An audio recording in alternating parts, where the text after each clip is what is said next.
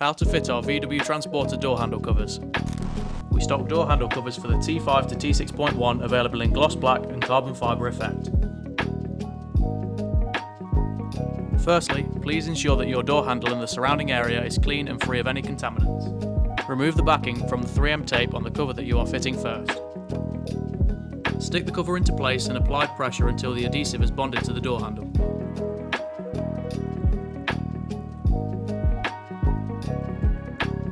Remove the plastic cover and 3M tape backing from the smaller section of the handle cover and install using the same process.